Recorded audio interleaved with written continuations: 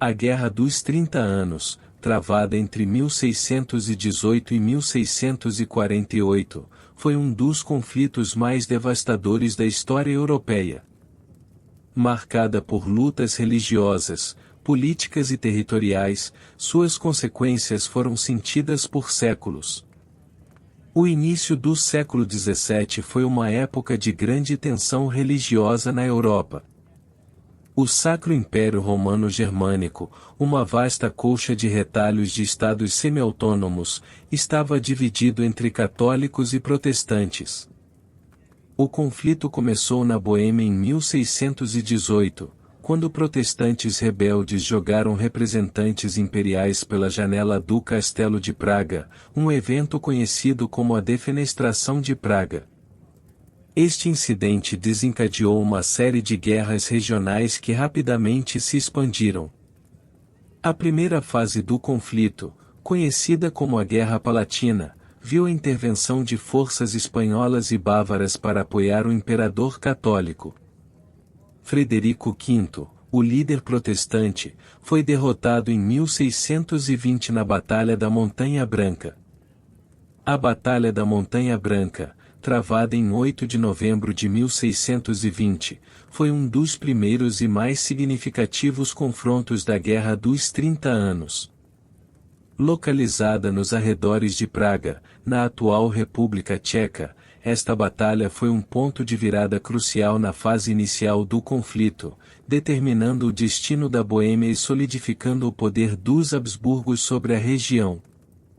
No início do século XVII, a Boêmia era um caldeirão de tensões religiosas e políticas.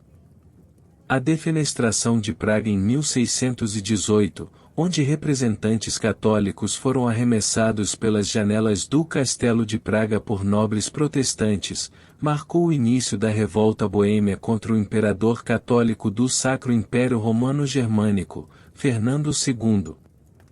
Em resposta, Fernando II buscou restaurar sua autoridade e eliminar a resistência protestante.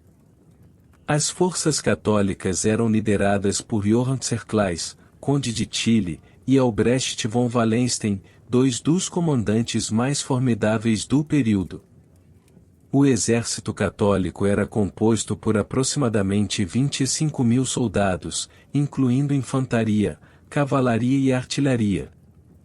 Do lado protestante, Frederico V do Palatinado, recentemente coroado rei da Boêmia, liderava um exército de cerca de 15.000 a 20.000 homens. As tropas protestantes eram em grande parte compostas por milícias e mercenários com menos experiência e disciplina comparados às forças católicas.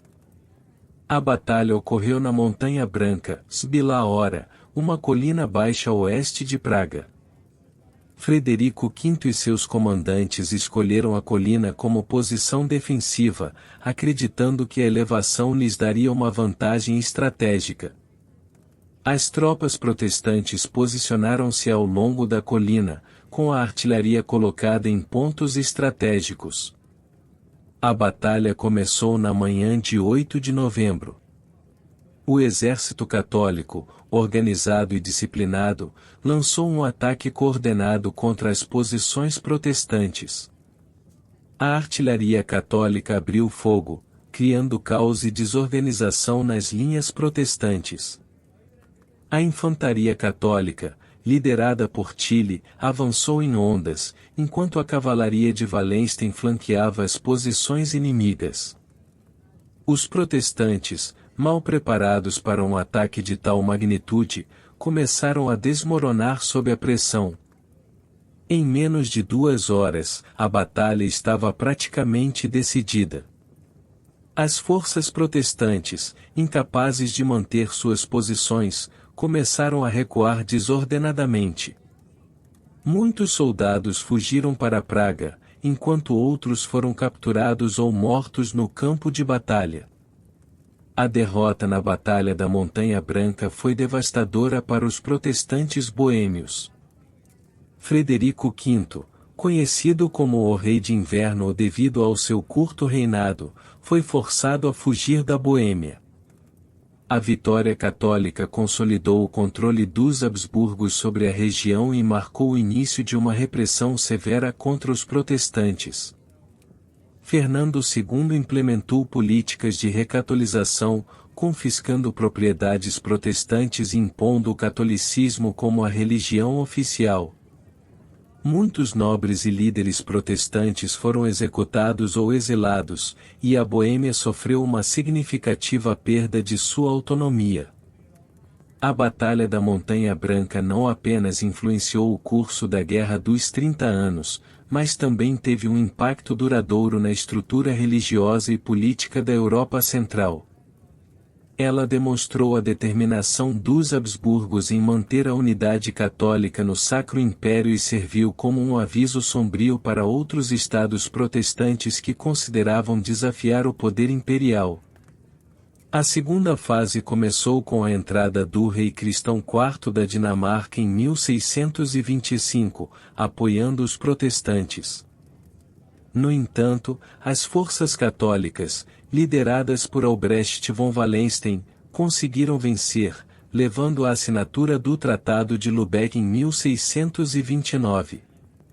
A fase sueca do conflito começou em 1630, quando Gustavo Adolfo da Suécia invadiu o norte da Alemanha. Seu exército, altamente disciplinado, obteve vitórias significativas, mas sua morte na Batalha de Lutzen em 1632 enfraqueceu a posição sueca. A última fase do conflito viu a entrada da França, liderada pelo cardeal Richelieu, ao lado dos protestantes, apesar de ser uma nação católica. A guerra tornou-se mais sobre equilíbrio de poder do que religião. A quarta e última fase da Guerra dos 30 Anos, conhecida como a Fase Francesa, ocorreu entre 1635 e 1648. Esta fase marcou uma mudança significativa no conflito, que passou de uma guerra predominantemente religiosa para uma luta pelo equilíbrio de poder na Europa. A intervenção francesa, apesar de vir de uma nação católica, foi motivada por razões políticas e estratégicas, alterando dramaticamente o curso da guerra. A intervenção francesa foi precipitada pelo desejo da França de conter a crescente influência dos Habsburgos, que controlavam tanto o Sacro Império Romano-Germânico quanto a Espanha. O cardeal Richelieu, principal ministro de Luís XIII, viu a guerra como uma oportunidade para enfraquecer seus rivais e assegurar a hegemonia francesa na Europa. Em 1635, a França declarou guerra à Espanha, dando início à sua participação ativa na Guerra dos 30 Anos. Este movimento expandiu o teatro de operações, transformando a guerra em um conflito pan-europeu. As hostilidades se estenderam além do Sacro Império Romano-Germânico, alcançando os Países Baixos, Itália e até mesmo a Península Ibérica. A entrada da França trouxe novos recursos e tropas ao campo de batalha. Os franceses se aliaram a forças protestantes e suecas, formando uma coalizão poderosa contra os Habsburgos. As forças francesas eram bem treinadas e lideradas por comandantes habilidosos como o Duque de Enghien, conhecido posteriormente como o Grande Condé, e o Marechal Turenne. Os Habsburgos, por sua vez, continuaram a contar com seus exércitos imperiais e espanhóis, bem como com aliados católicos na Alemanha.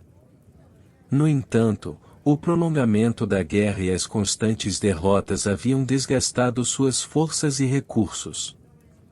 Uma das batalhas mais significativas desta fase foi a Batalha de Rocroi, em 1643, onde as forças francesas, sob o comando do jovem Duque de Enghien, derrotaram decisivamente o exército espanhol. Esta vitória marcou o fim da supremacia militar espanhola na Europa e destacou a ascensão da França como uma potência militar dominante. Outro confronto importante foi a Batalha de Lens, em 1648, onde Turenne liderou as forças francesas a outra vitória crucial contra os Habsburgos. Essas batalhas, juntamente com numerosas campanhas menores, desgastaram ainda mais os recursos e a moral dos Habsburgos. À medida que a guerra se arrastava, o desejo por paz crescia entre as nações envolvidas. As negociações para encerrar o conflito começaram em 1644 na cidade de Münster-Osnabrück, culminando na assinatura da Paz de Westfália em 1648. Este tratado foi um marco na diplomacia europeia, estabelecendo princípios de soberania estatal e equilíbrio de poder que moldariam a política europeia por séculos. A Paz de Westfália trouxe mudanças territoriais significativas. A França ganhou territórios estratégicos na Alsácia e Lorena, enquanto a Suécia recebeu terras no norte da Alemanha, consolidando sua posição no Báltico. O Sacro Império Romano-Germânico viu seu poder central ainda mais fragmentado, com maior autonomia para os príncipes alemães. A guerra teve um custo humano e econômico devastador. Milhões de pessoas morreram devido a combates, fome e doenças. A destruição de cidades e vilarejos causou uma crise demográfica e econômica em grande parte da Europa Central. A intervenção francesa na Guerra dos 30 Anos marcou o início de uma nova era na política europeia. A França emergiu como a potência hegemônica do continente, um papel que manteria nos séculos seguintes. A guerra também trouxe importantes lições sobre a diplomacia e a condução de conflitos, influenciando profundamente o desenvolvimento do direito internacional e das relações entre Estados soberanos. O fim da Guerra dos 30 Anos e a Paz de Westfália representam um ponto de inflexão na história europeia, sinalizando a transição de um período de guerras religiosas para uma era de rivalidades políticas e territoriais que definiriam a Europa moderna. A diplomacia durante a Guerra dos 30 Anos foi complexa, com constantes mudanças de alianças e tratados. A Paz de Westfália, assinada em 1648, encerrou o conflito, resultando em significativas mudanças territoriais e políticas na Europa. A Guerra dos 30 Anos deixou a Europa devastada, com milhões de mortos e vastas áreas destruídas. No entanto, ela também marcou o início do sistema de Estados-nação modernos e da soberania territorial. O legado da Guerra dos 30 Anos é complexo. Ela foi um marco na transição do feudalismo para o Estado moderno e na evolução das práticas diplomáticas internacionais. Seu impacto moldou a Europa de maneiras profundas e duradouras.